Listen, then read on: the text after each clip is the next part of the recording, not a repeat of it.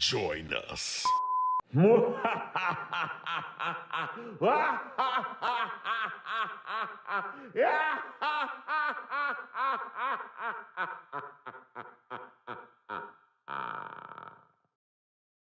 Yeah, I'm crazy. And what of it?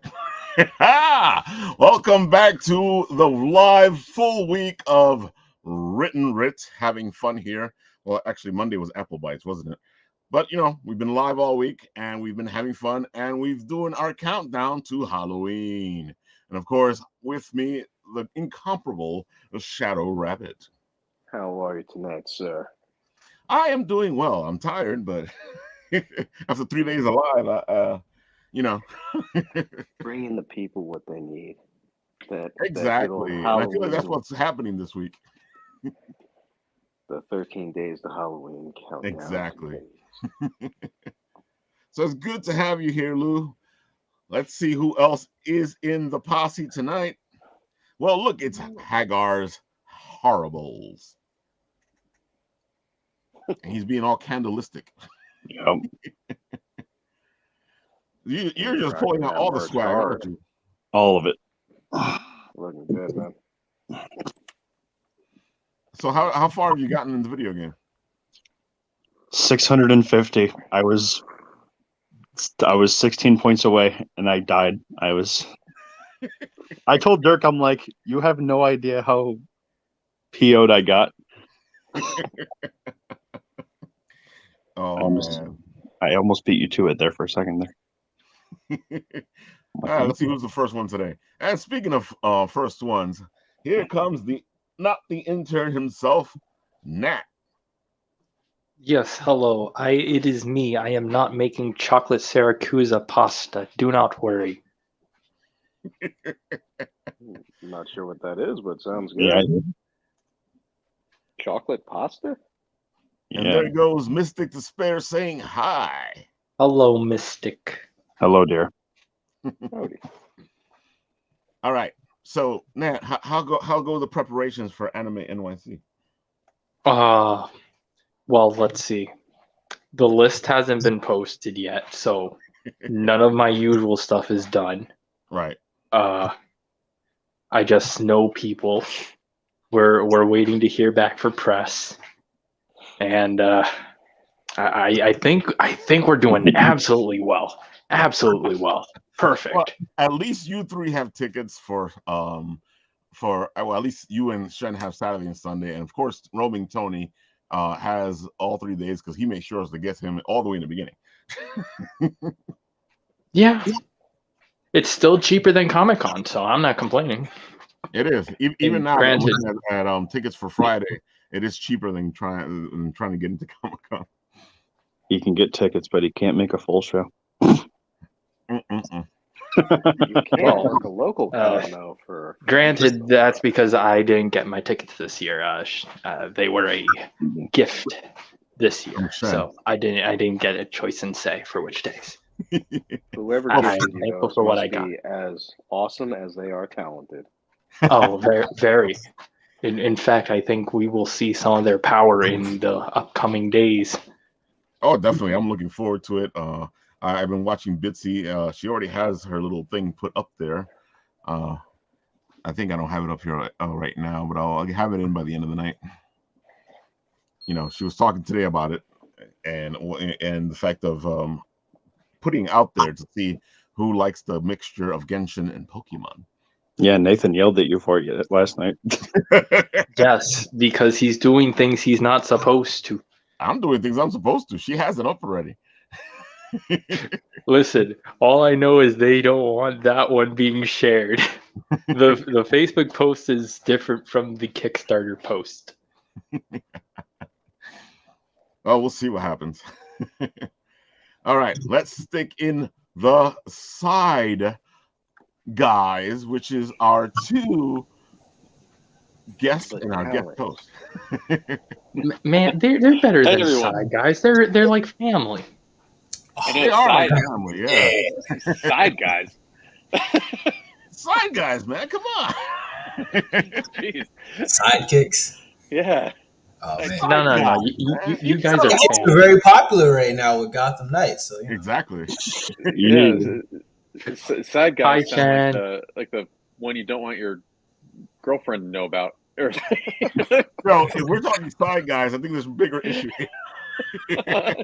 jeez, yeah, let's go sidekicks.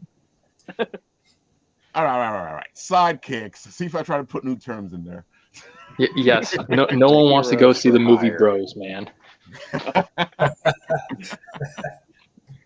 All right, so Tyler, let's refresh the memory here. Tell the folks who you are, what you do, and all that lovely stuff that comes with being Tyler Ham. Sure. So Tyler Ham, that's who I am, and I'm a children's book author and as well as a creative director in the collectibles and toy industry. I have a book coming out in December called The Yule Ghoul, which was supposed to be the follow-up to my first book, which was supposed to come out to yesterday, but it's being. I think that's why So we had we're you on today. no, yeah, it totally was. It was exactly what. And and that will be so that'll be like the prequel coming out after the sequel. So the book that was supposed to come out yesterday is coming out in 2023, and my Christmas book, which is supposed to be book 2, is now turning into book 1 and coming out in December. Isn't that funny when stuff like that happens? You know, you're like, okay, this will be the first book, but now this book will be the first book. Well, yeah, because now I'm like part of the Rest in Peace series that I put on the Yule Ghoul cover. Really has not very much context. and on the back it was like in the follow-up to, so Oh, that's just great. But see, that makes it now a collector's because people are gonna be like, dude, I missed the book. I'm gonna have to buy it. yeah, oh exactly. That'd be people running all over looking for like, oh, how did this start? What was the beginning of this immense story? Exactly. What you It's like don't a know is Star Wars thing. this works publicity for you because now people are gonna be looking at places going, where's the first book? I think it's still up for order on all those links on my site. Either way, so yeah, you can do like some phantom ordering of the first book. So you're saying there's still a chance? There's still a chance. Yeah, I mean it was. I mean, literally, natural disasters are what caused the delay. I mean, there's nothing anyone can do about it, and I mean, it is what it is. You know, disappointing, yes, but I mean, of all the things that the hurricane did, Right. how it affected me is it's about this big compared to the actual monumental, life changing repercussions it had for so many people. So Right. it could, I don't feel. I guess I don't want to say like, oh, the hurricane picked on me. Well, don't worry, the hurricane picked on all of us. Yeah, Then a lot of people got picked on over a here in lot New York worse. going, enjoy the Mm. rain. Mm-hmm. We're still extremely disappointed we have to wait a little longer. That is true. So tell the It's people still a what bummer. Rest in Peace is. So, they can even feel more bad that they didn't get it. So you have context for the Christmas book. Exactly. So Rest in Peace was a book. I can give you kind of the story context and the why it exists context if you like. Go for it. So I had children 10 years ago. Well, at that point, child, and I kind of decided I wanted to write a book, and I was initially going to write a book about. It was going to be like a book. I was going to write it about the artistry behind toy sculpture because Okay. it just something I was sort of interested in, and I knew a lot of people, and I'd kind of gone out and thought, let's talk to sculptors who sculpted toys, and let's these things should be looked at as art regardless of what their utilitarian purpose was. There's beauty in all of it. And so I started kind of going down that line, and I was just getting writer's block, and I was having a lot harder time than I thought I would hunting out sculptors that really wanted to talk about it. And a lot of sculptors are kind of keep that a little close to the chest because they get kind of I don't know what the word would be. A couple of them said they get sort of aggressively hounded by toy collectors who were trying to buy their sculpts and resin casts and things like that. And so a lot of them kind of wanted a bit of a bit of anonymity. And my older daughter, when she was going to bed at night, needed books. Like we read books after book after Right. book after book. And in trying to sort of kickstart getting some writing done, I thought, I should just write a kid's book. And I loved monsters, and I thought, let's write a kid's book about monsters. And so I just started, and I was going through like a zombie phase, and but I didn't like the word zombie. I always liked how in Night of the Living Dead they called them ghouls, Ghouls. Yeah. because it's same thing, but a different word for it. So it wasn't another thing that got lost in the pile of zombie titles. But it's funny that you say that, because when I think ghoul, I don't think zombie. I think of ghoul more as like a the typical ghoul is more like a Mr. Hyde type character. Or I think. what was it? Who's Like Scooby-Doo villain, buddy? yeah, Igor. Igor. There you go. When I think ghoul, I think Igor. Yeah. Like a grave robber, I think was Exactly. sort of typically how it started. But it's really just because in Night of the Living Dead, sort of before they had termed the term, before they coined the term zombie as living dead, zombie was still sort of referred to back in like Haitian style, like voodoo zombies. Right. Like in White Zombie and all those movies from the 30s. That's true. Mm-hmm. And so because it kept saying the ghouls, shoot the ghouls in the head, I was like, let's just do the ghoul. Like the ghoul sounds more fun anyway. It does. And so I was kind of thinking like, what sort of, like what could I write about a ghoul? Like, it's on Halloween. I love Halloween, so it's a ghoul on Halloween. And why is he mad? And it's like, well, because like as a new parent, you're always tired. And I was like, exactly. Yeah, I'm tired. So what would make me mad? Oh, people kept coming by my house, like when I was just trying to rest. And so this whole story kind of came up. It's like it's the busiest day of the year. It's Halloween. He's been out all night and he just wants to go to sleep. But all the monster friends that were also out just really couldn't get it together. And so they're like missing their planes, or they're just too tired. Or like in the case of the Blob, he's just like I kind of always thought of him as like that guy that is at every party but is never invited to them. Right. Like he's always there, but no one's ever asked him to come. It just kind of went from there. I like how the story came together. You actually pulled things from, like every good writer, pulled things from life itself, and then you created this pretty nice little story about this ghoul who just wants to get some sleep. Because I remember being a ghoul when I was early on. Exactly.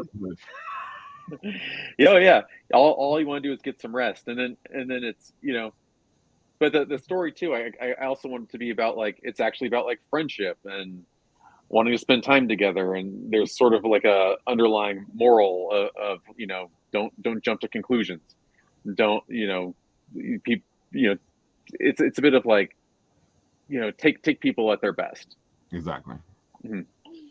It's a good message. Yeah, thank you. That and the fact that we need some sleep. In that being, and that we all have a little bit of a grumpy ghoul inside of all of us. Exactly. I completely agree with you. I was definitely a ghoul, especially when my daughter was first born, and you're not getting any sleep. None. Yeah, you fall asleep any chance you can get. Exactly. And then so how this ended up being in a follow-up Christmas book. At the end of Rest in Peace, all the monsters decide, why do we just get this one day? Why can't we celebrate other holidays? Like why? What's keeping us from doing that? And so the next book is the ghoul throwing his first Christmas party. I like that. It's almost like tune in as we continue this story. Yeah, and it's like, will anyone show up? Is he going to be ostracized for being a ghoul that kind of prefers Christmas? That's a good question. I like that. Mm-hmm. I like how you keep putting things in there. They're part of the story, but they're not the story. Yeah. I try. I mean, when you read so many kids' books, there are you want to be different, but they're also generally speaking kind of have there needs to be a moral lesson at some point. Not necessarily like a big lesson, right? Like some books in the children's category cover really major topics. This isn't one of those. This is just kind of the moral of the story is kind of like, friendship is great, and being yourself is the best thing you can do. Yeah, but these are the kind of stories that stick Like with a you. pretty The good ones that message. are less heavy-handed, the ones that kind of teach you something, and then you're like, oh, that's right, I was taught something in this book, but you remember it differently. hmm Yeah, like that. Oh, I learned. Exactly. Like those cartoons about like how like I'm a Bill I'm only being a on Bill. Saturday morning. You're like, oh, I just learned School of how Rock. laws are made. Oh, How dude, long is it? that's exactly, and it's funny because it's heavy-handed in the way it gives it to you, but at the same time, it's so much fun that you actually, Yeah. you keep singing the song. Yeah, I mean, I haven't seen that in 40 years, but I remember that. I bought the collection when it first came out, so I stick it on any chance I get. That's awesome. Teen Yeah, I'm Titans old Go school, is so great what? at that. Yeah, no. Anyway, to get a lesson to sink in. If I have to sing a song about bills going into Congress to remember that when it's important, I'll do it. Yep. Oh man. Yeah, that one in Conjunction Junction. Oh my God, yeah. Uh-huh. Yeah. I Oh remember yeah. all of them. Conjunction. It was Oh, now the songs are stuck in my head. The one that stays stuck in my head the most is not even one of those. It's from Sesame Street, and it's when it's counting. It's like 1, 2, 3, 4, 5. Oh yeah, 7, 8, 9, Uh-huh. 10, 11, 12. 11, That 12. is always in my head. Yeah. The fact that we can all sing that now, probably having not seen it for 20, 30 years, Yeah, is a testament to the brain worm that is. exactly. And it was great because I feel like all of the songs back in those days, though, they all were just somehow really super catchy. yeah. If it weren't like shows that were Mhm. like the shows we were talking about, things like Disney openings, Mhm. they had Yeah. cartoons, all of them. Like I can probably sing just about all of them by heart. Yeah. Mhm. They all had that kind of just nice melody that was always memorable. Some of those songs are great. Like they're Exactly. good. Yeah. Even feel shows like I didn't now watch.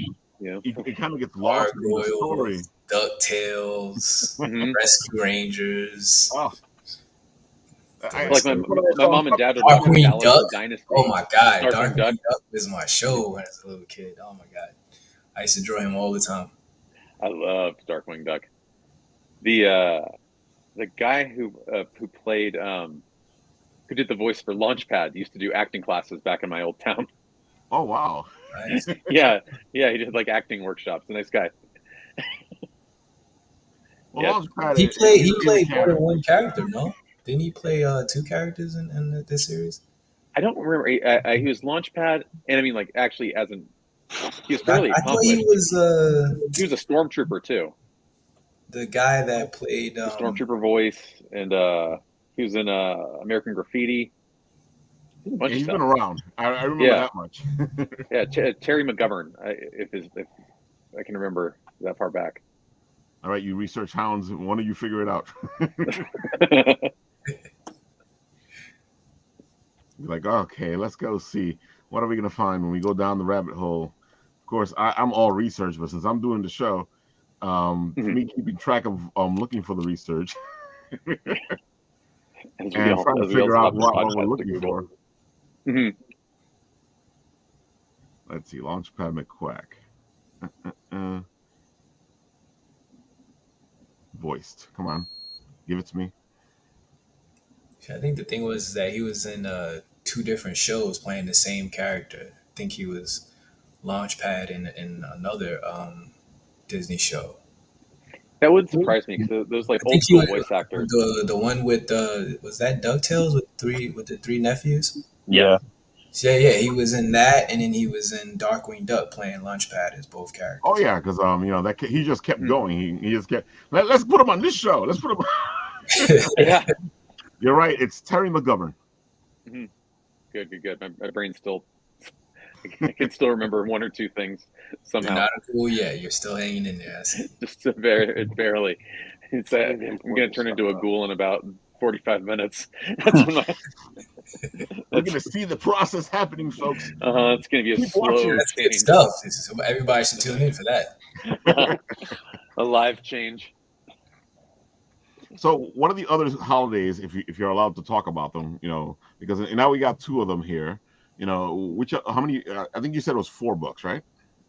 It's ideally going to be 4 in the end. I have a Valentine's Day one that's ready to launch, and then I'm working on a. I don't want to talk about the 4th one because every time I talk about something, I curse it.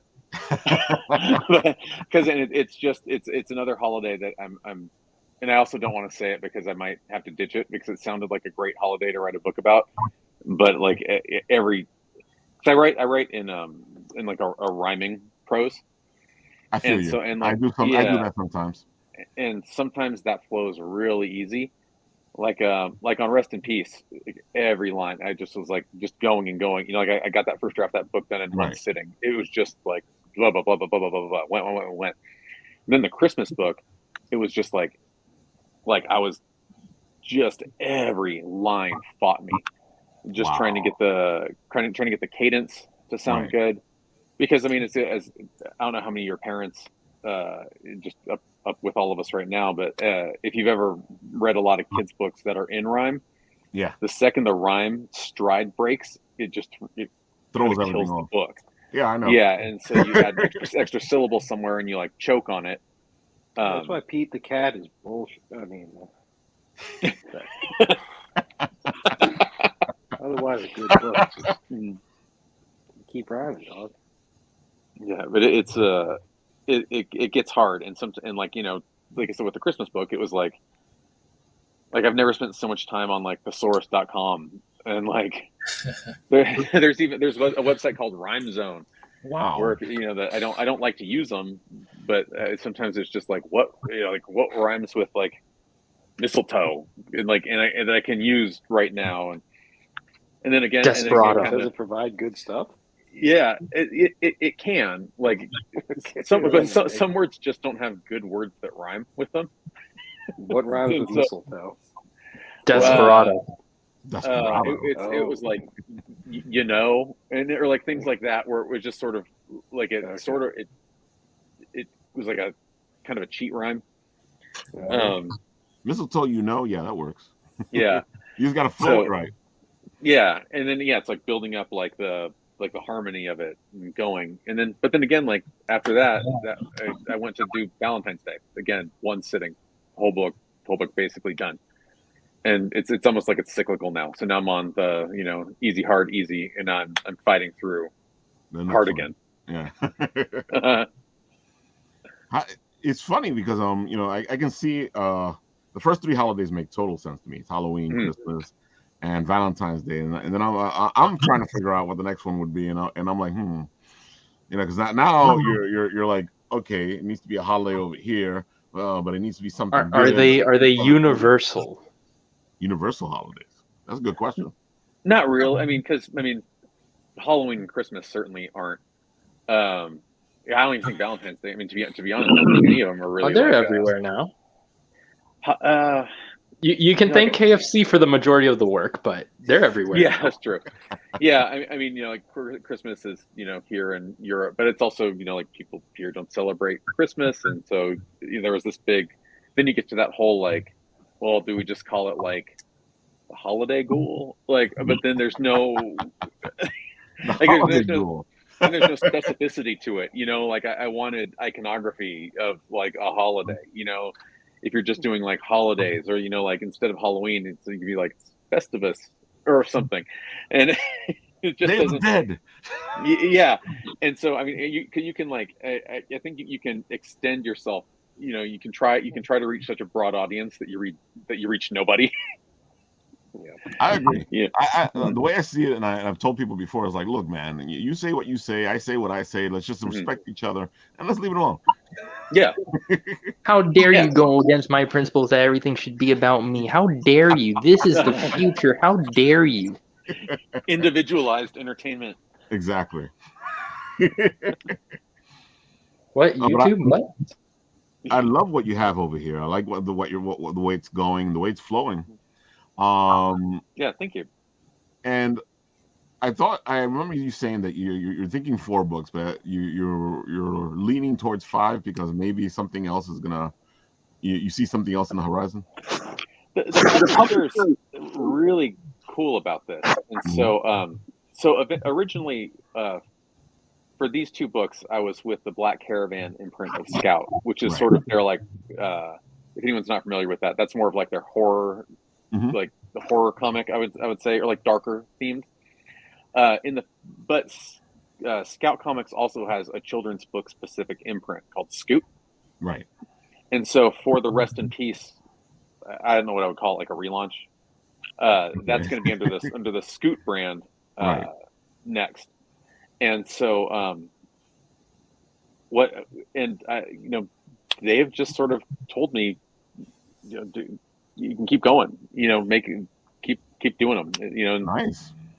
so if I can get through a 4th book and they do so well and people seem to respond to them, it's nice knowing I could do a 5th or I think I'm going to start having to pull some pretty obscure holidays out, but The good thing is there's so many holidays out there that you can actually have a holiday for every day of the year. yeah, I think there is like an every day of the year is a holiday calendar. Yeah. Yeah, like I'm sure monsters love like Boxing Day, or how do they celebrate this? I mean, that is why we do have certain specific month holidays. Thanks, Rome. Like Prime Day. Amazon Prime Day. There you go. That's a good It's almost holiday. global. That'd be awesome. I could do one about Black Friday where all the monsters just punch each other outside of Walmart trying to get TVs. That would be funny. Once upon a Black Friday. It's a day when gargoyles watch humans become zombies. Oh, there you go. Like a They Prime just fulfillment center, and there's like arms in the boxes just being stapled up. They just want 2 for $5 Blu-rays. They want a quote unquote marked down TV that's the same price as every day. Yeah, exactly. And that's when the publishers gives you that like scraping the bottom of the barrel look. The disappointed parent. Oh, definitely. But there's just so many holidays out there that you can just pick and choose. Come on. Yeah, I mean there's I could probably do at least 2 more. Yeah. That I kind of I could pull this to 6. Setsubun is a fun holiday. Which one? Setsubun. It's a day where it's a Japanese holiday where for most of the country, the parents dress up in red and blue onis, and then people throw beans at them to get them out of the house. But then in one region, they go, but in one region, instead they terrify the kids into getting good grades by dressing up as horrifying oni. That's pretty fantastic. If I recall, Japan had some pretty. I went down like a cryptozoological kind of, mythical creature thing, and some of Japan's were terrifying, and it felt like most of them were invented for the pure act of getting children to behave. I mean that's where a good chunk of our myths come from. So that's true too. Yeah. Oh man. So you're doing this. I know you're also doing other stuff. Where do you go from here? At this point, I just want to see a physical book. I want to be able to flip through it.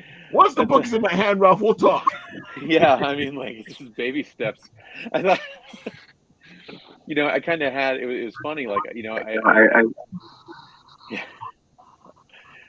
I had a bunch of like readings and stuff that I'd signed, to do, and I had to kind of cancel all that stuff, and it was really a downer because like you kind of I saw that on your feed. Yeah, and like I got a bunch of these like bootleg Garbage Pail Kids stickers made. Hold on, I'll put them up. I remember that. I saw that on your feed too. Yeah, just like little stuff for like and it's kind of like dies with a whimper or whatever. Right. Just kind of went out, and so I had this whole big plan, this big fantasy built up in my head about what was going to happen next, and so now I'm just kind of taking it one step at a time. I do think I do think with being in the Scoot book specific imprint, Right. it'll be beneficial to the book. Yeah. Because it is a book, and so it was it's a little hard to sell a children's book, I would guess, to most comic book stores. The pre-sales were okay. Like it did well. It's funny that you say that, and mm-hmm. I thought otherwise before. And then Yeah. I've been to my local comic stores recently, and there are actually a lot of children's book in the comic stores. The comic store I have, there's one comic store in my town. I live in a medium-sized, like, mountain town, I guess you'd call it. There's one comic store in town that has a kids book section. And so, like, you go in, you take a right, and there's, that's where my daughters go. It's like they keep the Frozen comics and like Archie's and a selection of books. But on the flip side of that, I am a small mountain town, and there's like 9 bookstores here that didn't have access to it because they don't buy through Diamond. And so, yeah, and so it'll just be interesting. It'll be interesting to see. I'm excited about it. I mean, it was a bummer, but I think it's one of those like bummers that will be beneficial in the end. At least I hope so. And it's ironic because I do those like vanity searches. Like I was saying, it's like rest in peace Tyler Ham. Exactly. And which also was like crazy morbid. And but now I would do that, and like 1 or 2 comic retailers would have it up on their site for pre-order. Yule Ghoul, when I do Yule Ghoul Tyler Ham, like it's like 10 or 11, so it seems like actually more people are carrying it, even though the initial book was postponed. So who knows? You also know there's a hunger for Christmas stuff, especially during that time of year. There's like this hunger for it. Oh yeah, I mean that's actually why I wanted to do holiday books, because like all my favorite books were holiday books, because it was like like I love Peanuts, the Charles Schultz Peanuts. Exactly. But like my favorite Peanuts is the Great Pumpkin. And exactly. And why is that? Because for so many years I only saw it once a year, and it became a treat. And like with my kids, like after December, we put the Christmas books go in the Christmas box, and so it becomes like something you look forward to. Whereas opposed to like, I could throw A Boy Named Charlie Brown on any day. Like that's a movie for all seasons. Oh, that is, yeah. And then you're right, because all the Charlie Brown movies, the Thanksgiving one, the Christmas one, there's so many of them, and it used to be that you would only see it once a year. It'd be on one now time. It's a little different, but back then it was like, it's coming, and it was a special thing, and it was on network television. And you stayed home, and you stayed up, and like you tuned in. Exactly. God forbid, like a power outage knocked it out, because then you had to wait another year. Exactly. And it was. I mean, that's why they were called specials. Right, Oh yeah, the whole thing come out. Oh, I used to love that, like the little CBS like exactly special event, like it's Peanuts and followed by Garfield's Halloween Adventure. Exactly. Just like you could just stay up late. 80s, man, everything had a Halloween or a Christmas special or a Labor Day special. Everything. There, remember the Fat Albert Halloween special? Exactly. Fat Albert had one. They all had it, like even TV shows all would have it. Yeah. Oh yeah, some of those TV shows were great. Oh my god, yeah. My favorite holiday special of all times in a series is still the WKRP Thanksgiving one where turkey drop. Exactly. That thing was fantastic. I was cracking up. I still crack up when I see it now. That show is good. Talk about like a well-written show that you can watch now and still be like, God, that show. It's funny. Like my daughter's 10, and she's obsessed with the show Friends. And it happened by accident. And and we got COVID on a trip, and so we're stuck in a hotel room, and Right. and like you want to feel old. Friends is on like Nick at Night or like one of those like nostalgia stations Right. now, Exactly. and we're just kind of like sitting in our hotel room, and she turned on and just immediately fell in love with it, but same thing. Like I'll watch episodes of Friends now. I'm like, God, that is well written. Like it kind of goes to show, like a good story can last. Good writing, it makes anything relatable, even with outdated technologies and whatnot. It still is good. The story is eternal. Dude, I like Barney Miller, and I still watch it now, and it kind of bugs me out how especially Barney Miller would touch upon stuff that even now they're touching upon, and I'm like, damn, these guys were ahead of their time in the 70s. This is hardcore stuff for the 70s because you shouldn't even be talking about half the stuff they're talking. Yeah, they went deep on some things. Exactly. Even like Different Strokes has that real famous Bicycle Man episode, like stuff like that, where you watch it now and you're just like, God, like, geez, this is a pretty heavy topic. Yeah. Yeah, now I feel like now they do those special episodes, but they're kind of fluff. I don't even remember the last time I saw a special episode of anything. Well, they don't call them special episodes anymore. They just do episodes. Yeah, I guess a show that's kind of touching back on talking about learning. One show that I've really admired for it's a well written show and it's funny. It's Teen Titans Go. But it's so funny. It's grown on me. I still have an issue with it, but but I'll watch it with my kids, and then like Robin gives the Teen Titans like a lecture on compound interest. Exactly. Yeah, and you're just like, oh, like this is great. I never learned about compound interest, like ever. Like I still couldn't explain how it works. Like Robin did a much better job explaining it than I could. I gotta admit, it's silly as hell, but there's times where you're sitting there going, "Oh, sweat! I learned something." Mm-hmm. Yeah, exactly. Yeah, honestly, that's one of the shows I don't mind my kids watching at this point. I'm like, yeah, okay, you can watch that. It's got superheroes. Yeah, it's a lot better than Peppa Pig.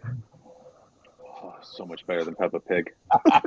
Although I did kind of like the accent. Don't you besmirch the name of Peppa Pig. Do you not know the lore behind Peppa Pig? Her fight with Lucina is epic. That horror video game alone. No. God help you if your kids turn on Caillou. This is Peppa Pig is a 6-foot tall monster who goes toe to toe with Sephiroth. Yeah. No. You don't know the lore, okay? She has to fight against Lightning McQueen in the reverse world. You don't know the lore. It's like Lovecraft writing all of our childhood shows. A Lovecraftian Peppa Pig I would go for. You need to go into the Peppa Pig wiki and read the lore. It is intense. I don't think I want to do that. No. It is intense. I think that sounds like a lot of bad decisions. Yeah. It's a multi-universal collage crash. Yeah, no. That sounds like a door I do not want to open. I thought Peppa Pig was an innocent little pig until I went into that section of the dark web. Yeah. I don't want to go to the dark web for anything, much less Peppa Pig. The dark web is horror books. Truth is scarier than fiction. Exactly. You don't know the lore. Oh man. But it's just so much fun to like look at something like what you're doing, because I feel like they're these simple entertaining good story type of things aren't there anymore. If you like we're saying, you don't see it anymore. Now it's like, let's teach you a lesson in this book that we got over here. Yeah, it's and I'm not. I don't want to put myself on a pedestal and be like I'm a great writer because I'm a junior writer. You know what I mean? Like I didn't go to. We'll put you on. I don't have a writing degree. I don't have a big list of writing credentials. But when I was reading all these books to my daughter, I was kind of like, I could totally do this. Yeah. Like, because some of the books that are on shelves, you're kind of like, how hard could that be? And then you try to do it, and you find out how hard it is. It is. But yeah, and to your point too, a lot of books towards kids are getting very heavy-handed. I feel, like I've and I'm I mean, like I said, like I kind of write what I write what I like. Exactly. Like I don't like heavy-handed books myself. Like you know what I mean? Like I don't read to get a message pushed on me. I read to escape. And I can escape into something horrific, or you know what I mean? Like I can you can go just read this like grisly horror novel and be escaping from something. Exactly. Mm-hmm. But like kids want to do that too. Like it's hard, and I mean, I think there, a lot of people. I'm in a lot of groups, like Facebook groups, Reddit groups, writing groups, and oftentimes, when I go to these, I mean, I haven't since COVID started, and I moved, and there's no writing groups in my town. That means you got to create your own. I tried, and, so, but like there's a lot of people are like me, where they write from their heart. Right. My heart happens to be filled with monsters, but a lot of people are writing about like what it was like being adopted, what it was like having parents that divorced, what it's like having a bipolar mother, what it's like, and so there are those books, and it's I think they're important, and they should, people I think especially kids need to know that they aren't alone in a lot of things like that. But I personally go the opposite route, or things I want to write, I just want kids to kind of escape into it and love monsters. And I'm a monster loving kid at 45. I want my little girl, my younger daughter, can come in. I have a monster, this G.I. Joes and stuff, but like I have monster toys all around me, and she'll come up to my little monster, one of my monster shelves, and she'll be like, Creature from the Black Lagoon, Phantom of the Opera, The Mummy, The Wolfman, Dracula. Nice. And she's been doing it since she was little, and I'm just like, yeah, go. You tell them. Mm-hmm. Yeah, it's like if people got to keep monsters alive. Yeah. People forget about them. Oh, they easily, yeah. It's funny, and you figure they don't, because they're always there. Even now they're always there. But I feel like it's different than it used to be. The monsters now are, I don't know, like darker. We are the monsters now. Well, that becomes another thing too. Like a lot of horror now is like the horror of person on person. Yeah, exactly. I mean, that's essentially like what The Walking Dead is built on. Exactly. Like it's not really about the monsters the zombies are. It's about the monsters the people are. Yeah, I mean that's like the true horror of so many of these things. But like as far as like iconic pop culture monsters, like new ones, there's no. Yeah, every once in a while you get one. Chainsaw Man. Every character inside Kimetsu no Yaiba. It is no longer in the Western space. I was about to say that you were going in that direction. I was about to say that that's not our space. I feel like they're doing a great job with it, but here it's like, eh. I mean, the new Pennywise really grew on me. Yeah, and not at they first. Did a great job with the new Pennywise. Yeah, I see you shaking your head. It was a slow burn for me. I still prefer the original. Well, Tim Curry did a fantastic job, but I do like the way the new guy did it. They almost shouldn't be the same character. Like they're played so differently. Yeah.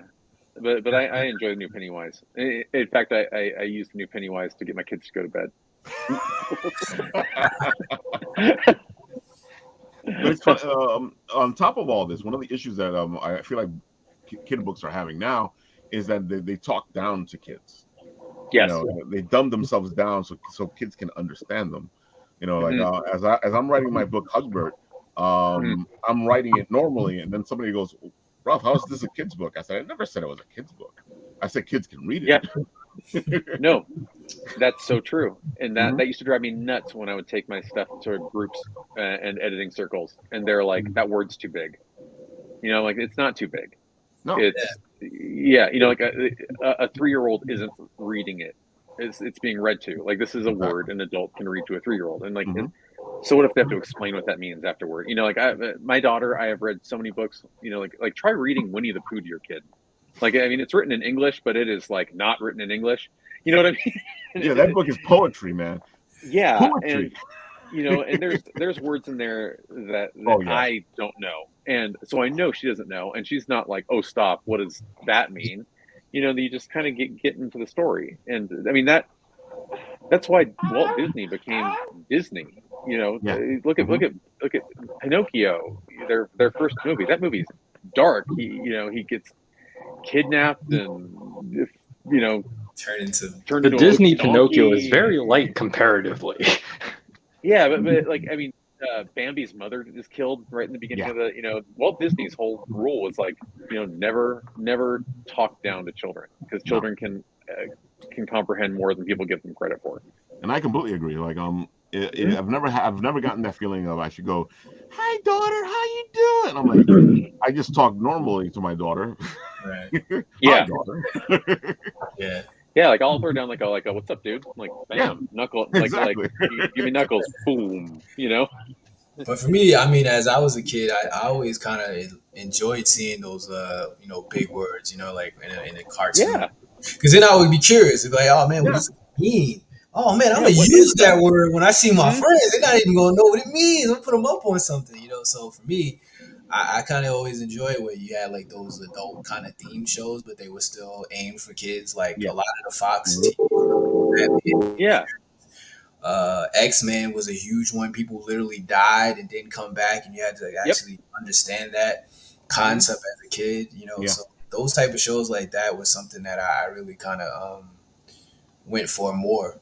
And as I got older, I kind of just still kind of just kept that kind of degree of things. So it really kind of opened my interest for a lot of other things. As I got older, I started to really enjoy a lot of foreign movies and things Hmm. of this nature Hmm. because I wanted to learn and broaden my horizons other than what I just always saw on television. No, I that's completely an agree with you. I absolutely talk valid. about it all the Yeah, time where Fantastic Four, when I was reading it, Yeah, had those nuclear fission, so kind of fragilist. You sit there going, what the hell are they talking about? And then I want to know what they're yes, talking about. yeah. yeah. I want to know I why. always wanted to know if it Yeah. was real or they were making it up. If it was just something, and it's like, nah, this doesn't seem real. Oh well, Is God that damn a real it! word? All Yeah, right, I'm like, oh wow, this is photons. Like that's a real thing. right, Like yeah. what's a nucleus? Uh, That really, I think that's what helps as a creator too. Because then you have these words that people might not know in your bag, so then you can yeah. use them when you're writing, and then you can throw somebody else and introduce them to a new word that they might not have known of. Exactly. So it kind of works both ways, both positive.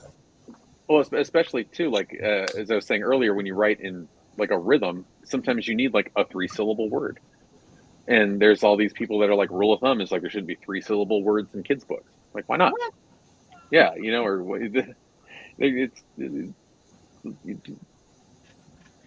not it's they don't have to be all like the I Am Sam books. Yeah, I hate those books. Yeah. No, well, I mean, I had there's a line in Rest in Peace where I use the word hate, and everyone in the group it's like, oh, you can't say hate in a kid's book. Yeah, I've heard I'm that like, why before. not? Yeah, like, who Go says through hate. the Yeah. kids throw that down? They'll die on that mountain over like pasta. Yeah. You know what I mean? Like, I hate pasta. I hate broccoli. I'll never eat yeah. it. No, like there's no person on earth that uses that word more than kids. Like Exactly. what are we bubble wrapping them from? And and it's an innocent story to begin with. But it's so funny because I feel like as adults, what adults do is they take kid stuff and then make it adult, and then you're like, no, the kids aren't thinking that way. They're thinking that way. When Yeah, they're talking about hate, they're not talking about the concept of hate that you're talking about all, as an adult. no, They're talking yeah, about how they hate Extreme dislike. spaghetti. yeah, Yeah. like But yeah. It's again, some it's another something. way is it can be. See, you have things like that where you have something that like vegetables or something. If it wasn't for Popeye, I would never even tried spinach. You know what I mean? Yep. And so when you have things like that, it's good. You take it in context, and then you grow up with it. And you're like, man, this ain't that bad. And then you realize Yeah. the health benefits and all this other nonsense. But there's a purpose for it. You know what I mean? So you could like, oh, you don't want to watch that? You don't want to eat that? Well, watch this. Look what he's eating. Look how big and strong he is. I want to be big and strong. I'm gonna eat it too. So you use these things as outlets to help your child grow. So it's a good thing. My kids watch Bluey, and they love have Bluey. kind of Yeah. Bluey's so funny. Yeah, Yeah. it's such a good show. But they aren't like the most adventurously palated kids. And so on that episode, Bluey's grandpa wanted curried sausage. Okay. I'd never heard of it. And then all of a sudden, my littlest one, I was like, went out for dinner, and she's like, I want curried sausage. And instead of being like, you're getting dino nuggets, like it was like, no, like let's. And so I texted my wife. I was like, you need to go to the grocery store and get, like, please stop and get like peas. And I was like, we're gonna make curried sausage. And because of like Bluey, it was like cool. Like now she wanted to try something that was fairly like exotic to her, and it was good, and she loved it. Like, Bluey is a show for adults and for kids. And I like that. So hard. I do too. Because sometimes you're watching stuff and you're like, kill me. Caillou. But with Bluey, I'm like, hey, Caillou. Oh my God. Nah. Yeah, no, Bluey's awesome, and I felt that way with like Gravity Falls was another one. Disney's Gravity Falls. Yeah, I could watch it by myself. That show was so good. Gravity Falls is a blast. Yeah. Yeah, that's a great show. Oh. But see, that's the whole thing. When you're making shows, they should be for both. Same thing with comics. I say it all the time. I feel like one of the things that's happening is that we're trying to make adult comics, which means that you're kind of getting rid of your base, which is kids.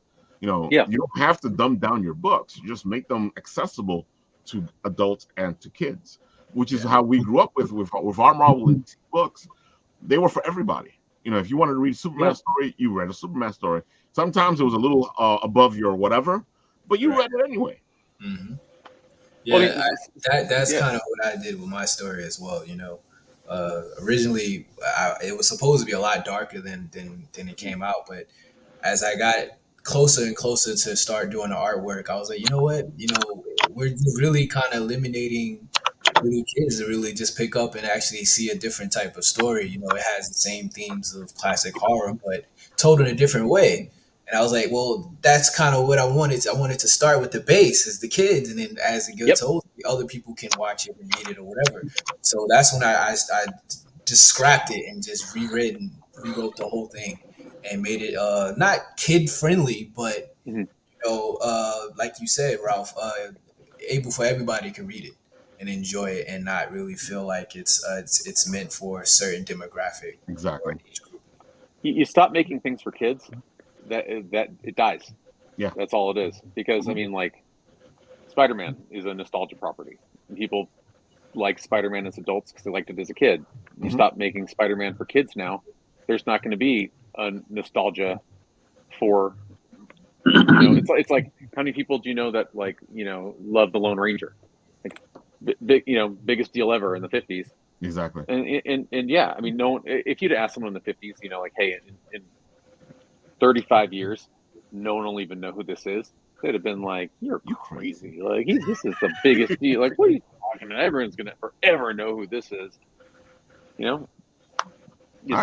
Just stops. Because the generation that loves it dies off. And that's what happens when you don't get kids involved. Exactly. You're making Spider-Man movies for 70-year-olds. Like, what's the or comics for 70-year-olds? Yeah, you got to hit this. Disney's done a great job of that. The fact that Mickey Mouse is almost 100 years old, and kids and adults still, like my kids know who Mickey Mouse is. My grandpa knew who Mickey Mouse was. But it doesn't say. Everything can go fast too. That's a definite. And I feel like we've lost that. We lost the ability to make things for everybody, or we're so busy trying to capture my generation or the generation before me or the generation a little bit after me who grew up with the comics. We're trying to stay with them, and I'm like, they're gonna be gone. What are you going to do after that? You know what I think it is, honestly. In my opinion, I feel that the reason why so many people do the things that they do and kind of keep it into this kind of like dark element of stories is because it's a lack of creativity. They I use agree. that dark element to just kind of stir the narrative. Oh, this is why it's different. This is why it's new. It's edgy because it's dark, and Yeah. it lacks that what I call protein uh, hmm to actually give you something to actually go, wow, this is actually good because of the story and the way out the characters, the journey that it's going through. You don't have stories like that anymore. Now it's like if the story's not dark, then no one wants to watch it. No one wants to give it a shot. And I think that's kind of what everybody is like clinging to, and it's just a lack of real creativity in my That's a Yeah, opinion. it's the very equivalent good of like point. shock value. Yeah, Yeah. yeah, like that's what everybody looks for now. Like that's why horror is so big because if you Yep. look at a lot of the horror stories, they're all the same. There's Yep. nothing out there that's like wow. Like when Saw came out, the first one, not all these Yeah. other ones that came out, hmm but the very That was first one, wow. it's Yeah. like wow, that's something new. It's not really scary, but it made you think. It gave you a Different. journey, and then it Yeah. ended like whoa. But then, hmm like all these other stories, and so it just goes down and it ruins it. But I feel like that's kind of what like is the problem is that so many people want to be writers or people that just want to create things, but they don't have that necessarily uh, something that's actually going to make the story really, really hmm good. It doesn't have to be like awesome or great, but something that really makes it different from the next story that has this dark element that everybody else uses. And I think that's kind of what the real problem is in this day and age is that there's lack of creativity. It's Well, so there's You also just have people just wanting the easy, yeah. like hey, we'll go back to I'll go back to The Walking Dead, for example. Mhm. Like how many Walking Deads came out after The Walking Dead hit? Yeah. Yeah, yeah, everybody You know, wants to ride that coat trail or that wave yeah, of what's going on in the world It's instead so of saying, you funny know what, I 'cause, want to do this differently. I want to take yeah. that risk of actually telling a different story. hmm Um, I was going with to say I got into a big argument with somebody because they were like, "Oh, it's much more complicated to write dark things or dark heroes." I'm like, "No, it's easy. The dark hero is an hmm easy thing. It's a complicated character, but it's easy to write. right, Yeah. The virtuous hero is really difficult to write." yeah, Everybody goes, "Oh, the virtuous hero is so simple." I'm like, no, the virtuous hero is not a simple character. That's the problem. When you have a virtuous hero, he is this thing. Even if he's going through whatever he's going through, he's still choosing to be on the other side of that coin. right. Yeah. That's It why takes I a feel that I always huge have this strength of argument with character in order super. to be able to do that. It also takes a good writer to be able to write that type of character. Like we were joking around in the green room about Superman. hmm Superman is a fantastic character. The problem is that nobody knows how to write him. Yeah. Very true. Same thing with hmm Batman. Batman is a fantastic character. They don't know how to write him. What they want to do is they want to write the simplistic version of both characters because that's the one that they're like, oh, this is easy. The dark superhero, that version is so much simpler because you just throw things in there. But if in order to keep a character in their virtue, it takes some good writing. Yeah. Yeah, Well, Yeah, it I here's really think the that's does. another why side of the coin is that a lot of the virtuous characters become extremely repetitive because you already know what choice they're going to make and it brings in no tension. It's just you know what they're going to do. See, So why? that's Could turn the them into a trope, though. lazy that's the lazy Yeah. version of it because if you have that type of character, you're constantly going to have this battle within the character to come out on the side that he needs to come out with, and then that sometimes is at a loss of a personal loss to the character. And I find that most of the times, instead of doing all that, which is really hmm difficult to do. They want to make it so simple. It's either, well, he's the good guy, so he's going to do what he needs to do. And then they lose all that battling that happens, the inner monologue type of thing, because, a lot of the good character is about his inner monologue, about how Yeah. he's handling something, about how he's doing something, about how something in the past may have affected him. And I find that that's a lot of work. And writers today are like, I'm not doing all that shit. Well, that's also the same exact point that I'm trying to bring up, though, is that you as a reader, you already know what they're going to do. So But you who don't. really cares? We And know then the choice that they're no, going to the problem is make. that you don't know what they're going to do. And at the same time, the problem is you want to know why this character is doing what he's doing. Like I know what you're not for a saying. virtuous character. No, you just know that they're gonna do it. No, you don't. Yes, you do. That's why they're called the virtuous character. The inner monologue It's all storyline, though, right? If you are a good writer, right, you're going to make the audience care what's happening inside. Sure. Well, I mean, look at what Brubaker did with Captain America. Captain America is a fairly equivalent Superman. Mm-hmm. Just virtuous, but got tired. Like, I don't remember anyone saying I like Captain America until Brubaker took over.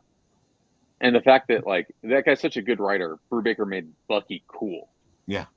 Like, I mean, like, of all the characters in comic history that you think could never be cool, it would be Bucky. Yeah. And Brubaker made Captain America interesting again and made Bucky awesome. So, like, I mean, a good writer can completely change a character and quick. I mean, Brubaker's run on, I mean, that got all kind of like Earth 1 or 2 weird after a bit, but like that whole, you know, like the whole Winter Soldier arc by Brubaker was such a well-written storyline. And but again, I could not have cared less about Captain America before that. Yeah, for all the reasons listed. I was gonna say the movie. That's why the movie is like probably one of my favorite Marvel movies is The Winter Soldier, because of the story and the way how they had Captain America kind of like in between. And even in Civil War, where he still kind of was like, you know, this is where I'm standing, you know, and it wasn't like virtuous good guy type decision, you know what I mean? It was like, these guys are supposed to be good, but nah, I don't trust them, so I'm gonna stay on my side and do my own thing, you know. Well, so he's seen the ramifications of that through World War II, and so he was kind of like, I've seen this go bad before, you know, and so it was the Marvel Cinematic Universe did so much for Captain America's character. Yeah. You know, like Brubaker got me started on Captain America, but then all through that cinematic universe, like he became probably my favorite character in those movies. You know, and it was just because they did him right, and they had good writing behind it, and a good showrunner, someone who really cared and was like, let's add some complexity. You can always add complexity to a character. Yeah, I always enjoyed kind of creating a superhero. Well, I have a superhero character now, but the way I kind of wanted to always do one was where it's like he's kind of like understands the elements of what makes a superhero and the things that he has to go to, but instead of accepting it, he accepts it, but he does it in his own way. Everything that he does is his own style, his own. He still incorporates certain things. Like one of the main things is I hate capes. I can't stand capes. I don't see the purpose of them. You can fly, why do you need a cape? You know, but anyway, so that's like one of the main things that one of my characters has, my main character, is that he doesn't have capes, but there's a journey to, you know, there's jokes involved and things like that. But, you know, just taking a slight little turn to what's the normal journey of a superhero. And, you know, the main thing is for him is that, you know, he has these abilities and his friend is like telling him like, hey, you have these abilities, you should be a superhero. And he's like, no, I'm not gonna be a superhero. You know what I mean? He just like totally curves him, you know. But like, yeah, what if he didn't want to? Like right, exactly. Like the Flash. He knows exactly the whole spew of everybody's gonna, you know, attack his family and friends. Like, why do I have to deal with that? I don't want to deal with that. I'm good. Yeah. You know what I mean? Or you just want to run around stealing TVs and stuff. Like, you know what I mean? Right. I'm poor. Imagine like how bad someone could go if they had the ability to just be invisible. You know what I mean? Like it would take a virtuous person to not take advantage of that. You end up like that dude from season 1 of The Boys, who's always in the women's bathroom, you know, and they're like it's so funny because that goes back to what we were talking about. You know, the whole fact of everybody always asks me because they go, Ralph, you're a nice guy, so you know, would you be a superhero if you had superpowers? And I go, no, I would not be a superhero if I had superpowers. I'd probably be a villain like Dr. Doom, where if you follow me, I will make the world a better place. I can see me going in that direction, but I would not be a cult leader. Yeah. No, And I that's don't know about the Doctor line Doom, but where I probably would be sometimes Black these Adam. heroes who are heroic, it's a force of character to stay that type of hero. Yeah. Because it's just like you made a perfect example there with Captain America, because even though Captain America is the good guy, there's times where he does things that wouldn't be considered the good guy, but he's still doing the right thing. But also, like, I mean, Captain America is only a hero to America. You know what I mean? Like, I'm sure, like, during the Cold War, that would have been, terrifying for Russians or whatever. You know what I mean? Like, there was that whole arc, the Red Sun. Where it's like, what happened if Superman landed in the USSR? That was a great story. Yeah, that was great, and I love those twists. Like, I actually wish, like, when I was an avid comic reader in the 80s, like, I loved the What If series, because even though it was only one issue, like, they're always just like so good, and some of them just handle like they'd like, what if Hulk killed Wolverine in their first battle, or what if Wolverine killed the Hulk, right? Or what if oh god, there was of course, like, I loved it so much I can't remember any of them, but there were a couple that it was like really dark. It's like what if like someone else had died instead of Mary Jane, or what if Barbara Ketch had lived and Danny Ketch had died. And I wish there was more of like that, and just more of these alternate universe stuff. Kind of drives me a little bit crazy, but I would like, and I think Snyder tried to do a little bit of that, because you kind of got those like Dark Superman flashbacks and stuff. Right. So I don't know if I don't know what they're doing with that, but they're going about some different direction. They're going in. Yeah, different direction. Which Snyder, Zach or Scott? Zach. I'm like, where? Got quiet. All right, so of course I see we've been geeking out so long. Batman. It's almost 1:10. Yeah, no, I've actually I am going into ghoul mode. Tyler, so we'll give you a chance to bow out here. It's been a pleasure hanging out with you. Do one last thing. Let the audience know where they can find your stuff. All the good stuff. Go ahead.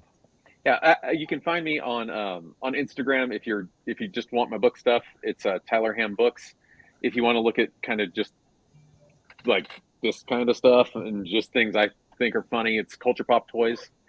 And you can get to me the same thing. Two different websites. Hameffects.com is for just like it's kind of a portfolio catch-all. And then TylerHam.com is my author site, and that's where you can order copies of the books, and just reach out and say hi if you've liked what you've heard and want to say hello. I love chatting. You can see that he can geek out like the best of us, so hit him up. I can do this for hours, and I did it for hours last time, and that's why I am trying to not talk as much this time. Dude, it's been a great show. So, I probably failed again. I kept my moderator hat on and goes, okay, Tyler needs to leave. Let's. All right, so Tyler, it's been a pleasure having you. Anytime you want to come on, you're more than welcome to.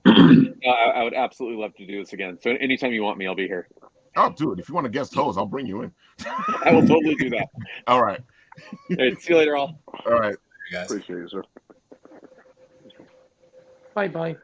There you have it, folks. That was a lot of geeking out and a lot of fun. And now that we have a moment of time, I want to say that I am going to be a super... Oh, wait, no.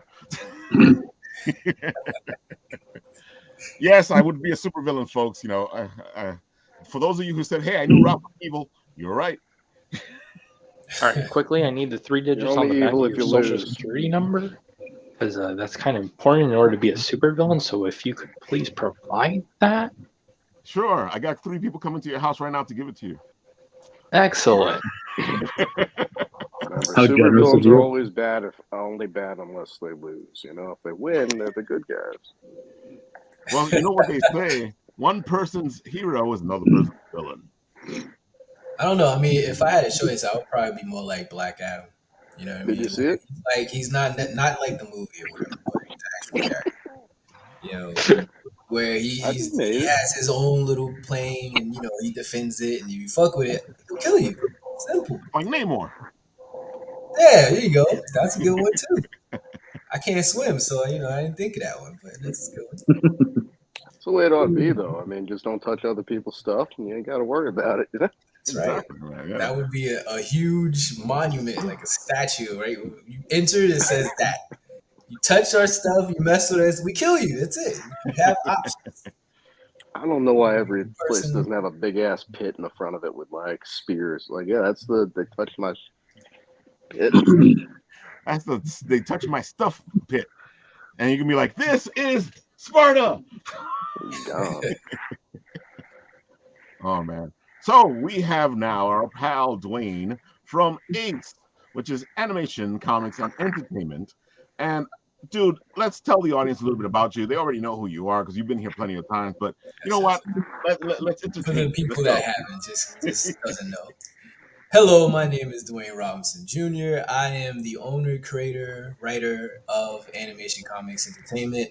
We have two titles available right now: our Nightfall Michael's Awakening series and our Salvation series. You can find us all on our website, or you can find us on our social sites, which is down below there. We also have a group page on Facebook where we like others promote themselves, and yeah, that's our stuff. That's my website. Yeah, perfect timing. I don't know what I'm doing. And recently chopping it up at New York Comic Con. Oh yeah, that was yes, I was. dude. It was great seeing you at New York Comic Con. What's the next convention you're heading? Right now I'm taking a break because I'm trying to finish off Nightfall issue 3. We just started doing the colors. So that's great because the colors that I got is super talented, and I'm super happy that I could actually work with him. And then from there, I'm actually, while he's doing the colors, I'm working on Brook City because that's a story that everybody and their mother has been telling me that they want to see. Oh yeah, Because definitely. I've it's been waiting something for that one. different, from You what know how we. long ago you told me about that one? Yeah, it was a lot of ups and downs that we had to go through, and so that's kind of one of the things that we deal with as a company. You know what I mean? Sometimes it's things that you can't control. There you see our Salvation series as we have all of our variant covers available now. That was another thing that everybody was asking me for as well. At first, it was really just kind of an exclusive to the people that go to the conventions, but Right. now we have enough where we feel we can send them out and everyone can enjoy them. So either they want the original issue 0 or they can have the variant covers. We have all of them available. Dude, I gotta say, your online presence has gotten better and better and better. You were great from the get go, but stuff like what we're seeing right now, I feel like you keep upping your game. Yeah, I'm really I found this really cool video editing thing, and I also before I had the Adobe After Effects and Hmm. Premiere, but I wasn't always able to use it because I would come up with a crazy idea or something I wanted to put together, but I'd be on my phone.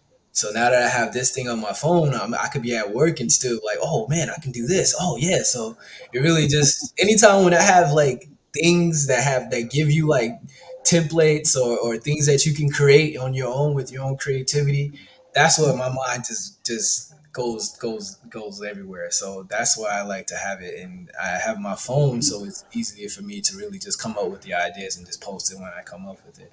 I So, completely feel you. You know, one of the best things that ever happened to me was iTrailer. You know, and that helped me out a lot. You know, and then as time has progressed, I've figured out how to make similar trailers on my own. Maybe not as dynamic as the iTrailer trailers, but I figured out how to put things together so they look really good. yeah, that's more important than doing a trailer. As long as it looks appealing, you know what I Yeah, mean. People really cling to that. You know that, oh man, this is nicely done. I like how the timing of the music lines up with what's going on and stuff exactly. like that. These small things that people may not know that they're looking for, but they are. Because when Definitely. they don't see it, they go, "Oh, I don't really like this video." Something's wrong with this. Yeah. Yeah, And I completely understand what you're saying because when I started doing my own, I was like, okay, my problem here is it's not going to the music the way I need it to go to the. right. Timing is very important. You know what I mean. Oh, Even in this definitely. one, you can't hear the music, but there's a timing element to it. You know what I mean. This is piece that part of a little snippet of one of the pages. I almost gave away what was going on. I was gonna be like, there you have it, folks. Exclusive.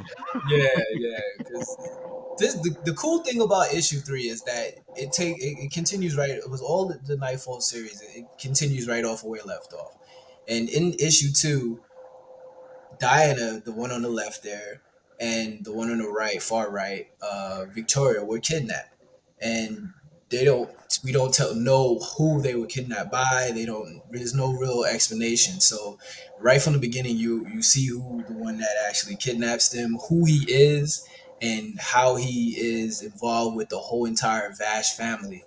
And it's gonna change the whole dynamic of the story. This is like probably the one that's gonna really go deeper into the Vash lore or the werewolf story, Nightfall itself. And I'm excited about the colorist. I can't say too much about him because You got secrets. the guy is he. We're gonna be working on a few things, and I'm excited about it.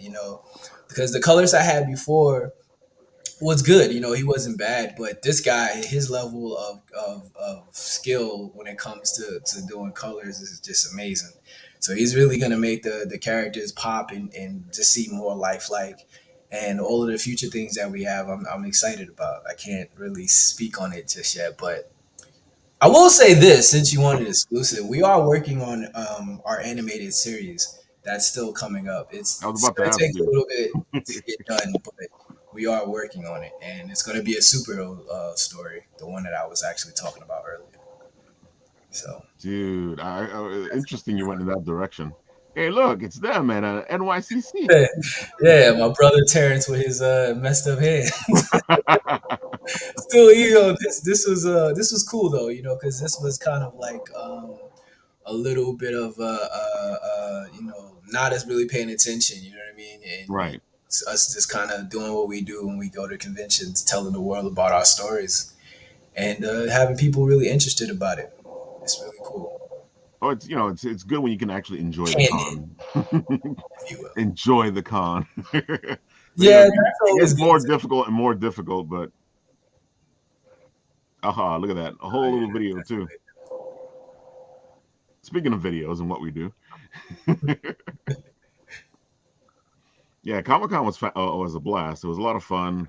It was interesting to catch up with some folks that we haven't seen in a long time. See, she agrees. She co-signs it. Dude, yeah, we had so much fun at New York Comic Con. Unfortunately, I didn't really get to go to because it was really just kind of me for the most part. I was gonna say that because I know he was there. Your brother was there in the beginning, but I saw that after that, you were pretty much by yourself. Yeah, because Terrence got sick. He got sick. He ate something and got sick. Stomach virus. Food poisoning sucks. Right. And then my girlfriend, she had a shoot. She had a shoot she had to do, which was 2 days. So I was gonna say because usually you got at least 1 or 2 people that are with you. Yeah. So everybody was busy doing, or unfortunately couldn't make it. So I was there. But I mean, it was still fun though. I think the cool thing about it is that although I felt like the area that I was in wasn't as packed or whatnot, but the people when they did come to see my table, they were interested in it. You know what I mean? That's always the most important thing is that people when they come to see it, they actually buy something and they're like, man, you know what? I want to try this. Opposing going, I'll come back. Because then you're like, oh man, it's not really getting It's not what you everybody's want to hear, attention. yeah. And it's everybody. It's not just like kids or adults. It's everybody. It's girls, it's females, it's women. Everybody came to my table and they all bought something, which was really cool. So that's kind of what we were talking about. You don't want to kind of eliminate any type of demographic. You want to try to broaden your horizons to everybody so they can all pick it up and give it a shot. Whether they like it or not, they can at least, give it a shot, try it. That's what The you want. interest is there. That's the most important thing is that the interest is there. This is Although yeah. I do have a funny story though. There was this Uh-oh. one time when me and Terrence was pitching our story to this woman, and she said that she didn't like fantasy stories, but she liked the Nightfall story, but she didn't like fantasy stories. That was one of the weirdest conversations me and my brother. Like after when she left, I looked at her and I said, "Are werewolves real? Do they really exist?" 'Cause No, maybe that's what she was trying to they're tell you. fantasy too. But I mean, I don't know. I don't know what. Maybe there was a real explanation that she just didn't want to get to. I don't know. Maybe she just didn't like demons. I guess. But Quick, Jordan. Are werewolves in Ohio? Tell me the truth. are werewolves? Jordan's looking out the window. Yeah, I had to show this, man. When you first put this up, I was like, damn. Oh, the logo. Did Yeah. you see the other one that we have? The one where it's like really quick. I think that's the one.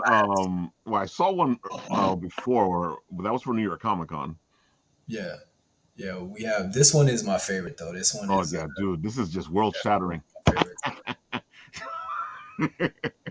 We're taking over the world. If we can't have it, no one can have it. We're blowing it up. See, we're all super villains. I told you. There you go. Say, I know. I will not deny this. I will not deny this. Everybody has an evil gene inside them. You know Exactly. what I mean? It's all right, either. so tell the folks, because we want to make sure they can find you. And I know you said it already, but you need to make sure that it's in the minds of the people. Go ahead, let them know where they can find you, all the good stuff, where they can buy the books, everything they need to know. All of our socials: Facebook, Instagram, TikTok, Animation Comics ENT. You can find us there. You can find us on our website, animationcomicsent.com. And yeah, you can pick up all of our comics, all of our merchandise, such as T-shirts, posters, banners. The list goes on: hoodies, hats, everything you need in the world. We probably have it. Yeah, and more, because we're coming out with even more stuff. We're not going to stop, because one of the cool things about having a company is that we understand that not everybody likes comics. There might be people that actually want to support us, but hey, I'll buy a T-shirt. I won't buy a comic, but I'll buy a T-shirt. I'll buy a hat. So those are the things that we're making for those people. So definitely go to our website, animationcomicsent.com, and you'll see all of our stuff that we have. And if you don't want to go to our website, you can go to all of our socials, which is right there. Animation Comics ENT. Makes it short and sweet, simple for everybody to find. Oh yeah. You don't have to type in different names or numbers. Animation Comics ENT. All of it. And it's so easy to find. You just plug it in and boop. Hey, look, it's there. Yeah, you'll see a beautiful logo, and there you go. Dive deep into the world of Animation Comics ENT. Yeah, this brother here has some great stories. You should check him out, especially if you do like vampires and werewolves and all that, because he's right down your alley. Being that this is a horror time, this is the perfect time for you to read something new, something different, a different take on the werewolf genre. Yeah. Where we have Michael Vash, who was a normal college quarterback, finds out from his mother that he has a legacy line of werewolves within him. That's our story for Nightfall. Then we have our story for Salvation. Salvation is about the main character. His name is Vaughn. He's what you call a relic, which you see right here. Lewis, wake up! Hold on, I'll put you up. There we go. Bro. Yeah, here, bro. It's another Shadow Rabbit creation. 2 for 1. 2 for 1. Oh snap! He got both. Yes, sir. Hey, you always got to bet on Ace, right? Absolutely. But yeah, man. So the main character is named Vaughn. He's what you call a relic. A relic is someone that has demon blood within them, and he is in search of a powerful shaman that can give him more answers to a mysterious curse mark that was given to him on his right hand. To him, he feels that this mark is actually a curse mark because of the reasons of him being a relic. Humans hate him, but on the other side, demons are always trying to kill him for reasons he doesn't know, and he's hoping that this shaman can actually give him more answers so he can finally find peace and salvation. So go check those comics out and all of our future projects. Again, where everybody, say it with me, Animation Comics ENT.com. All right, class. there you have it. Of course, we love having you on, Dwayne. Anytime you want to come on and talk, you're more than welcome to. When you're ready to share all the other stuff that you're doing, you can come on. I know right now you're lights up. Show me lights up. The lights doesn't work anymore. No. I love the lights. The lights are great. Put that on camera. I'll fix that for you next time I see you. But it's still beautiful though. It's still beautiful, man. That is one great Look at thing. the size of this. I love seeing that on your table at the conventions. I wish someone would come in my house and try to rob me. Look at this. Look at this. You can beat somebody with that thing. You get a couple good swings on This that, is man. great promotion. So when they come in, they interview me. I heard you were robbed. No, yeah, but I killed him. See, look. He protected me. I'll make the next one with instead of lighting it, you pull out like a baton. Well, if you ever want to make another one, we got another Kickstarter coming up for issue 3. So. Oh man, I'm always here. We definitely put that together, some Kickstarter, and make some stuff happen. Well, there you have it. When you got the whole Kickstarter together, man. Show up. Yes, because look, you get to have the talented Lewis Shadow Rabbit have me create another character from our story. Exactly. Nightfall. Or if you're me, pay $2. Michael this time. Michael would be And great. believe me, folks, everybody I was always team bad guy. Shadow Rabbit exclusive. Or if you're me, pay $2. Keep rubbing that one in, man. I will. Speaking of that, we're gonna have the guys from Shadowmare here on Friday as guest hosts, so we can discuss that with them. Man. Oh man. All right, folks. Hold on, Ralph. Jordan, there's one person who gets loose figures for free, and that's because other people get it for her. And that's Floof Schmallow, which all of you should be following right now. That sounds like a really talented artist, whoever it is. Yeah. I know, right? She totally deserves all the free figures, right? That's what I can't wait to see what Floof Schmallow's up to with Bitsy. And and those pins are going to be beautiful. Yes, especially when you see them in person, they shine and they shimmer. And of course, I'm biased, but we know, buddy. We know. I know. Doesn't mean you ain't right, though. Yeah. So, and that said, his Floof Schmallow thing. Hagar, you got anything to say? Yep. Second there. There we go. I'll put you up. Hold on. All right. Oh, there we go. Cover of Darkness. 12 days to go. I think I did the math like a little bit ago. I think it's $375 to go. Launch page is up for Arn Anderson now. Ooh, yeah. I saw that in Dirk Manning's thing today. Yep. And this weekend at Baltimore Comic-Con, nominated for Best Humor Comic. And I'll go to the other room to grab that again.